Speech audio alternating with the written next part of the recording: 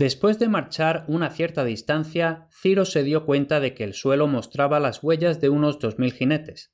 Se trataba de una tropa de caballería enviada por el gran rey para reconocer el terreno. Debían descubrir e informarle de la posición de Ciro y también debían quemar todas las aldeas y campos de cereales del camino para impedir que su ejército consiguiera alimentos. Por lo tanto, era importante que Ciro interceptara a estos jinetes y los matara o los mantuviera prisioneros, para evitar que regresaran al rey. En ese momento, un persa de alto rango llamado Orontes se presentó y se ofreció a capturarlos. Orontes ya se había mostrado 2 veces falso amigo de Ciro y 2 veces había sido perdonado. Sin embargo, en la última ocasión había prometido tan fervientemente ser fiel en el futuro que, a pesar de su historia anterior, Ciro no desconfió y accedió a que se llevara los 1000 hombres a caballo que pedía. Todo estaba listo para la partida cuando un bárbaro se presentó ante Ciro y le entregó una carta que había recibido de Orontes con instrucciones de conseguir los caballos más veloces y llevarlos a toda prisa al gran rey. En la carta, Orontes recordaba al rey los servicios que le había prestado anteriormente y añadía que ahora se disponía a acudir a su lado con todos los jinetes que pudiera conseguir. Ciro hizo arrestar inmediatamente a Orontes y mandó convocar a los persas más distinguidos y al griego Clearco a una reunión en su tienda.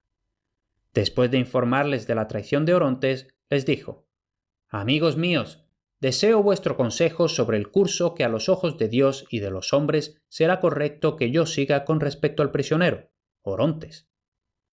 Entonces comenzó a interrogar a Orontes. «Desde nuestra reconciliación en Sardes», le preguntó, «¿te he agraviado de alguna manera?» «No», se vio obligado a responder Orontes. «¿Te rebelaste contra mí junto a los misios y asolaste mi tierra en la medida de tus posibilidades?» «Lo hice». «¿Acudiste entonces al altar de Artemis y dijiste que te arrepentías de tus fechorías y juraste que en el futuro serías siempre mi amigo y mi ayudante?» «Lo juré». «¿Te he hecho algún mal desde entonces para que te hayas mostrado traidor por tercera vez?» «No me has dado ningún motivo». «¿Crees que de ahora en adelante podrás ser para mi hermano un enemigo, pero para mí un verdadero amigo?» «Si lo fuera, no confiarías en mí». Terminado el interrogatorio, Ciro se volvió a los jueces y les dijo: «Así ha hablado Orontes, así ha obrado. Hablad pues, y tú el primero, Clearco, di lo que se merece». «Mi consejo», respondió Clearco, «es que quitéis de en medio a este hombre, para que no tengamos que vigilarlo». Los persas, incluso los parientes de Orontes, estuvieron de acuerdo con la opinión de Clearco, y cada uno de ellos agarró al prisionero por el cinturón, que era la forma persa de pronunciar la sentencia de muerte. Entonces Orontes fue conducido a través de una gran multitud de helenos y bárbaros que se habían reunido fuera de la tienda de Ciro, y muchos de los persas de menor rango se arrojaron al suelo ante él, como siempre habían acostumbrado, aunque el gran señor era ahora un criminal condenado a muerte. Después de esto, nunca se volvió a ver a Orontes, y nadie supo nunca de qué forma murió ni dónde fue enterrado. Es probable que, según una práctica común en Persia, lo enterraran vivo bajo la tienda a la que lo habían llevado. Después de 3 días más de marcha, llegaron al campamento de Ciro unos desertores que le informaron de que el ejército del rey estaba cerca. La noticia de que Artajerjes se acercaba no podía sorprenderle mucho.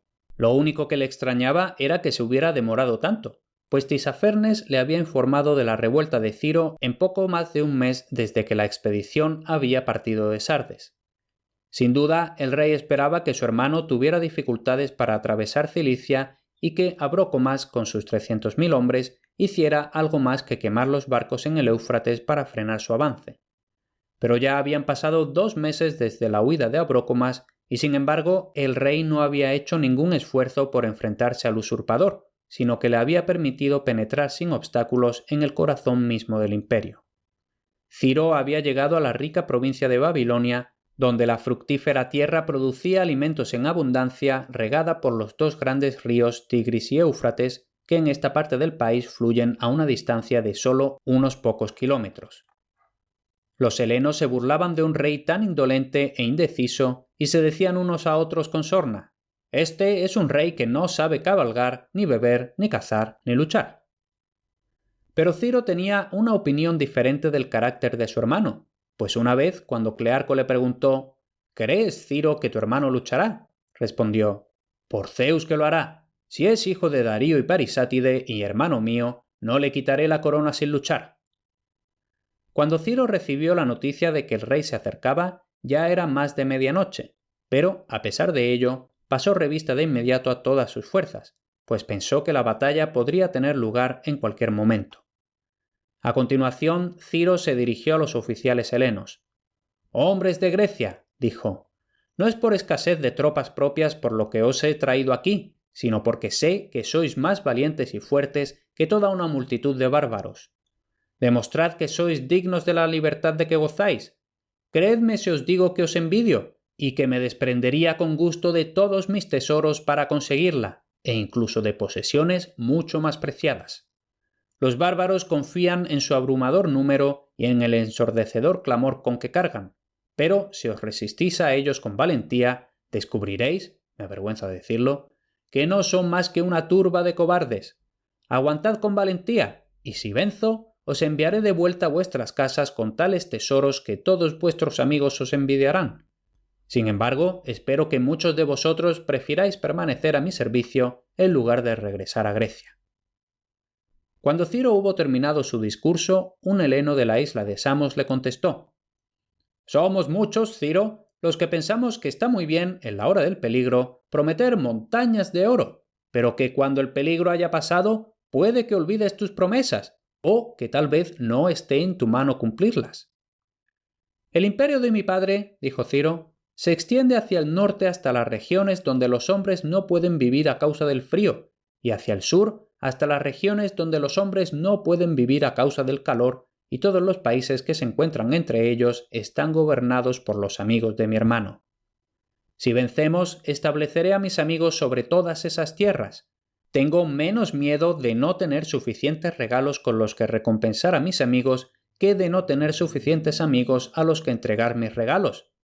A cada uno de vosotros, además, oficiales de los helenos, os daré, en recuerdo de esta campaña, una corona de oro». El resto de los soldados no tardó en enterarse de las sorprendentes expectativas de Ciro, y no hubo un solo hombre entre ellos que no deseara que comenzara la batalla. Al mismo tiempo, los oficiales estaban preocupados de que Ciro se expusiera, ya que todo dependía de que escapara ileso, y le instaron a que tomara una posición segura detrás de la caballería. Pero Ciro no estaba dispuesto a ello, y tenía toda la razón. En nuestros días, el general es considerado el jefe del ejército que tiene que pensar por todos, y se le culparía si arriesgara su vida sin una necesidad real. Pero en tiempos de Ciro, el general al mando siempre participaba en los combates y habría sido considerado un cobarde si no estuviera a la vista, tanto de los amigos como de los enemigos, en primera línea de batalla. A la mañana siguiente, las tropas continuaron su marcha, dispuestas en orden de combate, pues Ciro esperaba que los dos ejércitos se encontraran ese día. Pero a medida que avanzaba el día y no aparecía ningún enemigo a la vista, se acordó de una profecía que había hecho un adivino heleno llamado Silano, que 10 días antes había sacrificado una novilla y había profetizado a continuación que la batalla no tendría lugar en los 10 días siguientes. Los helenos creían que, examinando las entrañas, es decir, el corazón, los pulmones y el hígado, de un animal que había sido ofrecido en sacrificio, el adivino podía descubrir la voluntad de los dioses y predecir el destino de la persona por la que se había sacrificado el animal. Ciro se había alegrado mucho al oír la profecía de Silano, pues dijo: «Si mi hermano no lucha en los próximos 10 días, no luchará en absoluto». Y había prometido al adivino que, si su profecía se cumplía, le daría 3000 daricos. Era el 11º día. Mandó llamar a Silano y le entregó la recompensa prometida. Otra circunstancia parecía indicar también que el rey había abandonado toda idea de luchar. A mitad del día, el ejército llegó a una zanja recién hecha de enormes dimensiones, a solo 6 metros de la orilla del Éufrates, cuyo curso seguían todavía. La zanja tenía 9 metros de ancho y 5,5 metros de profundidad, y se decía que se extendía a lo largo de más de 60 kilómetros. Había sido excavada recientemente por orden del gran rey, y debió de requerir el trabajo día y noche durante meses de muchos miles de obreros. Parecía seguro, pues, que el enemigo no dejaría de sacar el máximo partido de una defensa que había sido preparada con un coste tan tremendo, y Ciro se acercó a ella con considerable inquietud, ya que en el estrecho espacio de 6 metros entre el río y la trinchera, su ejército quedaría completamente expuesto a las flechas y proyectiles del enemigo al que esperaba encontrar aguardándole al otro lado. Sin embargo, para su gran sorpresa, cuando llegó al temido lugar no se veía ni un solo hombre detrás de la zanja, y el ejército pudo pasar ileso. Había huellas de soldados y caballos, como si las tropas hubieran estado apostadas allí, pero se hubieran retirado. Ciro se convenció entonces de que su hermano debía de haber renunciado a toda intención de luchar, y empezó a albergar esperanzas de apoderarse del trono sin pelear. Hasta entonces había ido a caballo, pero ahora desmontó y se sentó en su carro. El ejército también se relajó y marchó despreocupadamente. Para ahorrarse la fatiga de llevar sus pesados escudos bajo el sol abrasador, los hoplitas se los quitaron y los colocaron en los carros de equipaje o se los dieron a sus esclavos. Era casi la hora de detenerse y preparar la comida del mediodía cuando un explorador se acercó cabalgando a un galope frenético, con el caballo cubierto de espuma y polvo.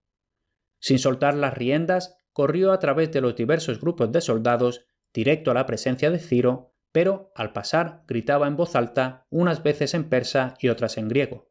¡Que viene el rey! ¡El rey se acerca! En un momento todo era confusión.